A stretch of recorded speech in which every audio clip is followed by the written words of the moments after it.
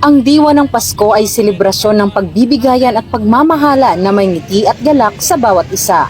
Kaya isang programang pamaskong handog ang isinagawa ng Eastern Police District, katuwang ang Nagpayong High School para sa mga ADAP student beneficiaries. Sinimulan ito ng isang programa na dinaluhan at pinasinayaan ng Deputy District Director for Administration ng EPD na si Police Colonel Leonard L. Luna at Police Colonel Aldren S. Grand, Chief District Directorial Staff ng nasabing distrito, kasama ang iba pang mga opisyal ng EPD at Teacher Jolibet R. Emma, School Governance Council Co-Chairperson, Nagpayong High School.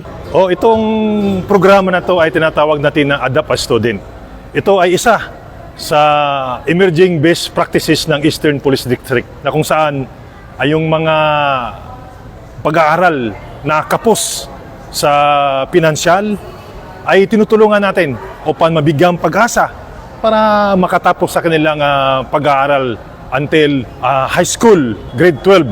Ito ay taon-taong isinasagawa ng EPD upang magbigay rekognasyon sa pagsusumikap ng mga mag-aaral ng Nagpayong High School na mga benepisyaryo ng ADAP as Student Program ng EPD. Unti pa lamang po yung oras na nandito ako sa EPD, pero naramdaman ko po ang pagtanggap na gustong ibigay at ipadama sa atin ng mga pulis.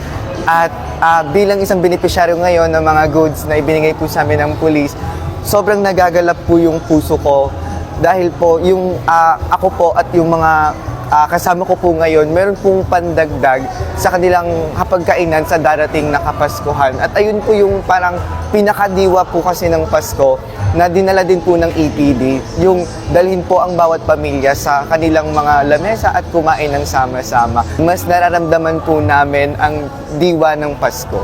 Siyempre po, na-appreciate ko po, masaya po kami. Kasi ngayon ko lang din, first time ko lang din po ma-experience to po.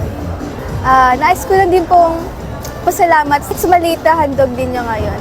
Malaki na po yun para sa aming mga estudyante. Mga pusong walang ibang hangad ang makapagbigay ng saya at suporta sa ating mga kabataang nangangarap na magandang kinabukasan. Hangad ng Eastern Police District ang kasiyahan sa bawat mukha ng kabataan. Ako po ang inyong Police News Network Correspondent, Patrolwoman Jenny Midolor, alagad ng batas, tagataguyod ng Balitang Pulis.